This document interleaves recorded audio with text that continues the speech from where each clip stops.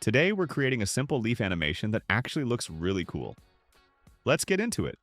Open After Effects and create a new comp, 1080 by 1080. Name it whatever you want. Import your leaf design. You can make your own or just grab one from the internet, whatever's easier for you.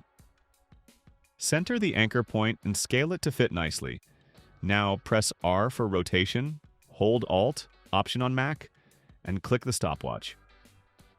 Type in time star 100. Your leaf now spins on its own. Simple as that. Create a new composition. Call it Final or whatever makes sense. I'm doing 1920 by 1080, but the size is totally up to you. Import your leaf comp into this new one. Add the CC cylinder effect to make it look 3D. Set light intensity to 30 and ambient to 90. Adjust the radius until it matches your leaf. Now for the movement. Add keyframes on X and Y rotation. At the start, both are 0.